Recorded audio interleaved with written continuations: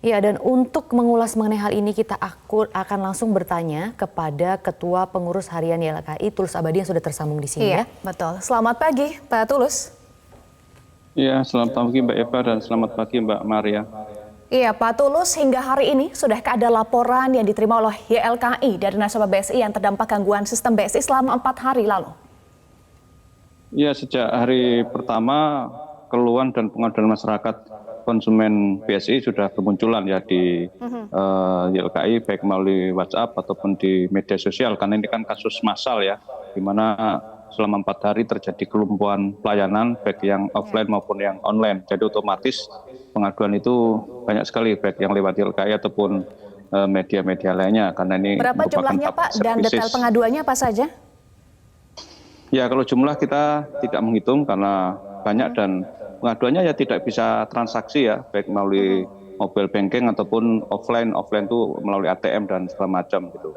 Nah, karena tidak bisa bertransaksi otomatis kan sangat mengganggu. Bahkan saya menerima pengaduan salah seorang konsumen, dia satu keluarga semua menggunakan BSI ya, dan kemudian tidak bisa bertransaksi dalam 4 hari, tentu sangat-sangat mengganggu bagi konsumen tersebut karena tidak bisa melakukan berbagai transaksi yang harus dilakukan, apalagi dia menggunakan BSI semuanya. Tidak bisa bertransaksi selama 4 hari, kemudian BSI juga sudah minta maaf. Apakah cukup hanya minta maaf, Pak Tulus? Ya, dalam konteks manusiawi sah-sah saja minta maaf, tetapi sebenarnya kan ini menjadi satu pelajaran yang sangat besar, di mana era digital ini harusnya pelaku usaha finansial seperti bank itu harus punya backup pelayanan yang berbasis digital yang harusnya sudah diamankan potensi-potensi gangguan dari cybercrime dan segala macam.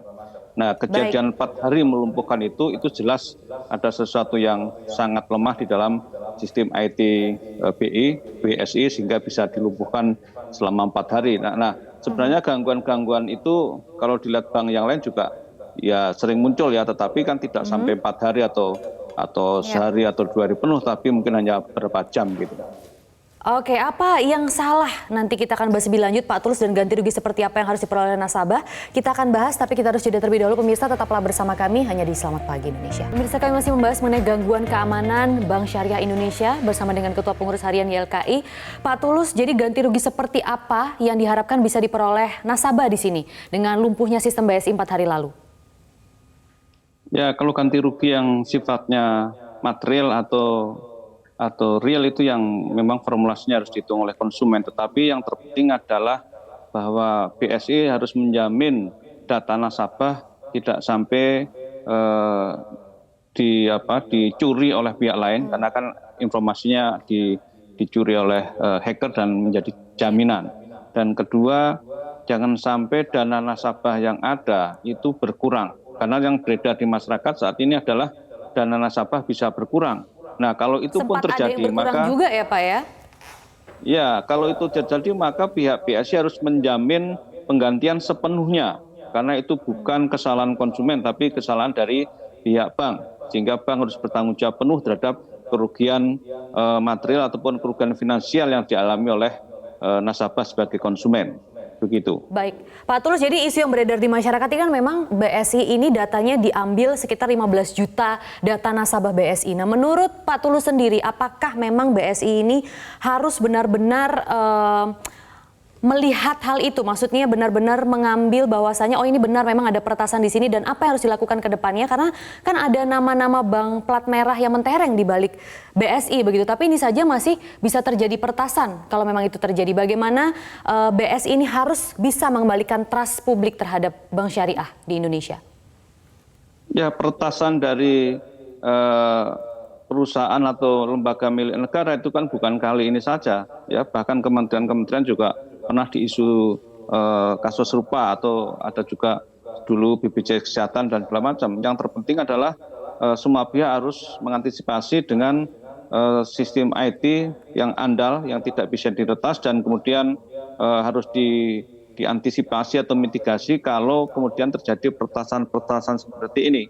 Ini kan menunjukkan bahwa sistem IT yang ada begitu mudah dibobol oleh hacker-hacker yang ada, sehingga sangat merugikan masyarakat dan menimbulkan distrust ke masyarakat karena kemudian kita menjadi rasa was-was nanti jangan-jangan uang kita hilang dan seterusnya. Kejadian-kejadian secara kasuistik itu sering terjadi di mana ada scamming dan segala macam yang bisa membobol rekening konsumen. Nah ini kalau kejadian seperti ini kan massal. Nah massalnya kan artinya ada kelemahan dari sistem bank itu sendiri. Jadi garansi seperti apa yang harus BSI tawarkan Pak Tulus? Ya garansinya setelah ini harus ada audit forensik terhadap keandalan sistem IT Bank BSI ataupun bank yang lain, dan OJK harus mendorong hal ini karena ini sangat menimbulkan distrust masyarakat karena di dalam bisnis perbankan itu kan prinsipnya trust ya. Betul. Ketika terjadi pembobolan seperti ini atau hacker-hacker seperti ini, itu kan bisa menimbulkan perasaan distrust atau was-was bagi masyarakat karena kemudian ternyata sistem bank yang bersangkutan tidak aman ya, kemudian bisa menimbulkan misalnya migrasi ke bank yang lain dan seterusnya. Jadi akan merugikan bank itu juga bagi adanya distrust itu dan juga bagi masyarakat khususnya. Baik, jaminan sistem keamanan perbankan harus ditingkatkan, jangan sampai ada bocor-bocor seperti ini ya Pak Tulus, dan juga trust publik harus dikembalikan. Betul. Terima kasih Ketua Pengurus Harian YLKI Tulus Abadi sudah bergabung bersama kami di Selamat Pagi Indonesia.